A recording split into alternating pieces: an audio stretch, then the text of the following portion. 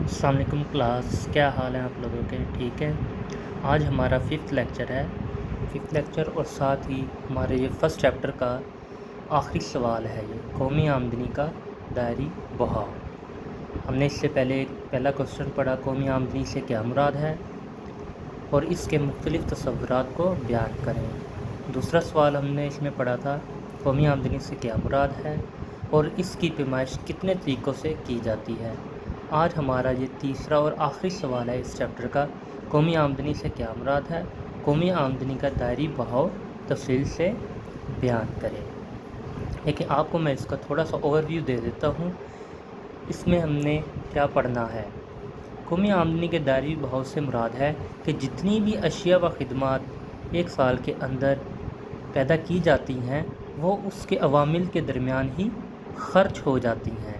ٹھیک ہے۔ اب اس کو میں آپ کو پہلے اس کی ڈائیگرام آپ کو اس کی واضح کر دیتا ہوں، پھر اس کے بعد میں آپ کو یہ ریڈ کر کے بتا دوں گا۔ پھر اسٹارٹ کرتے ہیں۔ قومی آمدنی کے دائری بہاؤ کے اندر ہمارے پاس 2 طرح کے عوامل ہوتے ہیں۔ پہلا عوام،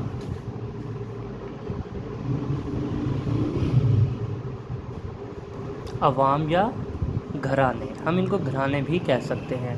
یہ عوام کون یا گھرانے کون ہے؟ یہ ہم لوگ جو ہم ان کو 4 فیکٹر پروڈکشن دیتے ہیں۔ کون سے؟ زمین، محنت، سرمایہ، تنظیم۔ دوسرے نمبر پہ ہے کاروباری ادارے یا فرم لکھ لیتے ہیں، یا کاروباری ادارے، جو مرضی آپ ان کو کہہ سکتے ہیں۔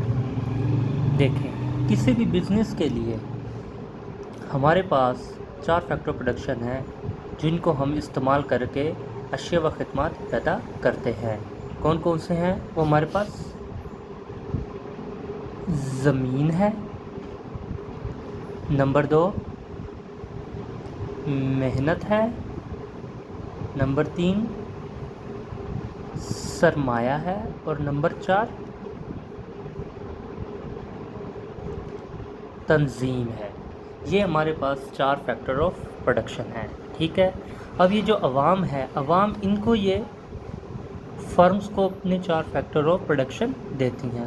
کون کون سے؟ وہ یہی میں انگلش میں لکھ دیتا ہوں۔ LN لینڈ، L سے لیبر، K سے کیپٹل، O سے آرگنائزیشن یا تنظیم۔ یہ 4 فیکٹر آف پروڈکشن عوام نے فرم کو دیے۔ ٹھیک ہے۔ اب فرم نے ان 4 فیکٹر آف پروڈکشن کو استعمال کر کے کیا پیدا کی؟ اشیاء و خدمات۔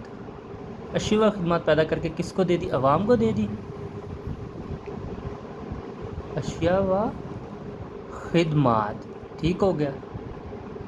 اب عوام نے ان کو فیکٹر پروڈکشن دیے، عاملین پیدائش دیے، فرم نے عاملین پیدائش کو استعمال کر کے اشیاء و خدمات پیدا کر کے عوام کو دے دی۔ اب ان کا ریوارڈ بھی دیا جائے گا۔ جو فیکٹر پروڈکشن تھے، جو عوامل تھے، پیدائش کے عوامل تھے، جو فرم ہوگی ان کو کیا دے گی؟ ان کے ریوارڈ دے گی۔ ریوارڈ دینے کا مطلب کیا ہے؟ وہ ان کو معاوضے دے گی۔ اب زمین کا معاوضہ کیا ہے؟ لگان ہے۔ محنت کا کیا ہے؟ اجرت ہے۔ سرمایہ کا کیا ہے؟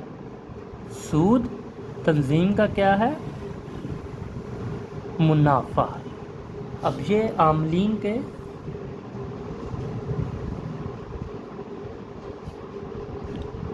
معاوضہ جات، فرم نے عوام کو ان کے عاملین کے معاوضہ جات دے دیا۔ اب ان کے پاس، عوام کے پاس کیا آ گئے ہیں؟ پیسے آ گئے ہیں۔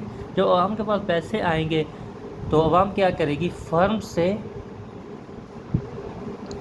اشیاء و خدمات کیا کر لے گی؟ خرید لے گی۔ اب یہ ان کو قیمتیں دے دیں گے۔ اشیاء و خدمات کی قیمتیں۔ عوام نے فرم کی اشیاء و خدمات کو استعمال کیا۔ ٹھیک ہے۔ اشیاء کو استعمال کیا۔ اب اشیاء کی انہوں نے ان کو کیا، فرم کو کیا دے دی؟ قیمتیں دے دی ہیں۔ تو اگر ہم اس کو دیکھیں تو ہماری یہاں ہم نے اپنی اس کو آمدنی کو پیدا کیا اور دوسرے چکر میں ہم نے اس کو کیا کر دیا، کنزیوم کر دیا ہے۔ ایک ہی سیکٹر کے اندر جیسے اشیاء و خدمات پیدا ہوئیں اور ویسے ہی ان کو خرچ کر دیا گیا، ٹھیک ہے۔ یہ ہے قومی آمدنی کا داری بہاؤ۔ اب اس کو ہم ریڈ کرتے ہیں۔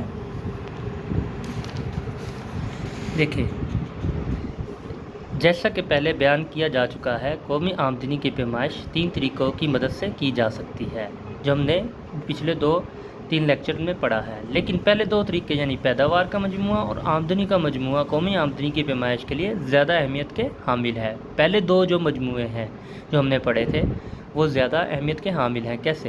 اگر قومی آمدنی کا اندازہ لگاتے وقت ان دونوں طریقوں میں مناسب احتیاط کو ملحوظ خاطر رکھا جائے تو خواہ کسی بھی طریقے سے قومی آمدنی کی اعداد و شمار اکٹھے کیے جائیں وہ باہم برابر ہوں گے۔ اس کی یہ وضاحت کر رہے ہیں۔ یہ جو ہم نے بھی ڈائیگرام بنائی ہوئی ہے اس کی بھی انہوں نے وضاحت کی ہوئی ہے۔ کہتے ہیں اس شکل میں ہم نے 2 شعبے لیے۔ کون کون سے 2 شعبے ہیں؟ عوام یا عوامل، نمبر 2 کاروباری ادارے یا فرم۔ جہاں تک عوام کا تعلق ہے وہ عوامل کی خدمات باہم پہنچاتے ہیں۔ یہ جو میں نے آپ کو یہاں بتایا، عوام نے ان کو عاملین کی کیا دی ہیں؟ خدمات دی ہیں، ٹھیک ہے۔ خدمات دینے کے عوض ان کو کیا ملتا ہے؟ زمین، محنت، سرمایہ تمزید کی صورت میں یہ عوامل کاروباری اداروں کو اپنی خدمات پیش کرتے ہیں، ٹھیک ہے۔ اور کاروباری ادارے ان خدمات کے بدلے ان کو لگان، اجرتیں، سود اور منافع کی صورت میں معاوضہ جات دیتے ہیں۔ یہ جو میں نے آپ کو یہاں بتایا کہ جو عاملین پیدائش تھے ان کو کیا دی ہیں؟ ان کے معاوضے دیے ہیں۔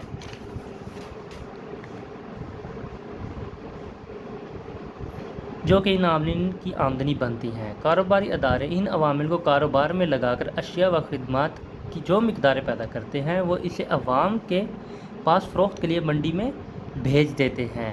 عوام ان اشیاء کو خریدتے ہیں اور ان کے بدلے قیمتوں کی شکل میں رقومات کاروباری اداروں کے پاس چلی جاتی ہیں۔ اس طرح قومی آمدنی کا ایک بہاؤ شروع ہو جاتا ہے جو ایک دائرے کی شکل اختیار کر جاتا ہے، کیونکہ جتنی آمدنی عاملین معاوضوں کی صورت میں وصول کرتے ہیں اسی قدر وہ اشیاء کی قیمتوں کی شکل میں ادا کر دیتے ہیں۔ بس شکل میں اوپر کا آدھا حصہ نچلے آدھے حصے کے برابر ہو جاتا ہے۔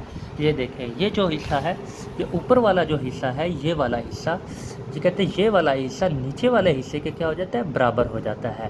اگر ہم اس کو کہیں اوپر والا حصہ کیا ہو جائے گا؟ یہ اوپر والا حصہ آمدنیوں کا مجموعہ بن جائے گا اور نیچے والا حصہ پیداوار کا مجموعہ بن جائے گا۔ پیداوار کا مجموعہ، ٹھیک ہے، مجموعہ، یہ پیداوار کا مجموعہ بن گیا ہے۔ پس شکل میں اوپر کا آدھا حصہ نچلے آدھے حصے کے برابر ہو جاتا ہے، لیکن اگر غور سے دیکھا جائے تو اوپر کا حصہ آمدنیوں کے مجموعے سے حاصل کردہ قومی آمدنی ہے اور نیچے کا حصہ پیداوار کا مجموعہ ہے۔ بس اس سے یہ ثابت ہوا کہ اگر قومی آمدنی کا اندازہ لگاتے وقت مناسب احتیاطیں اختیار کی کریں تو ہر صورت میں معلوم کی گئی آمدنی ایک دوسرے کے برابر ہوگی، بڑھائیں گے اور آمدنی میں اضافہ ہوگا۔ اس کے برعکس اگر لوگ سست اور کاہل ہوں گے، کام سے جی چرائیں گے، جہالت کی وجہ سے آگے بڑھنے کے تصور سے نا آشنا ہوں گے تو اس ملک کی قومی آمدنی میں اضافہ نہیں ہوگا۔ وہ کہتے ہیں جیسے ہی جتنی آمدنی ہماری، اگر ہم اس کو کیلکولیٹ کریں قومی آمدنی کو، آمدنیوں کے مجموعے سے یا پیداوار کے مجموعے سے، دونوں کیا ہوں گی؟ برابر ہوں گی، اگر اس کے اندر ہم اپنی بنیادی احتیاطیں جو ہیں اس کو شامل رکھیں، ٹھیک ہے۔ یہ آپ کا یہاں تک کا آج کا لیکچر ہے اور یہ آپ کا چیپٹر کمپلیٹ ہو گیا ہے۔ نیکسٹ لیکچر میں ہم نیا چیپٹر سٹارٹ کریں گے۔ اوکے، اللہ حافظ۔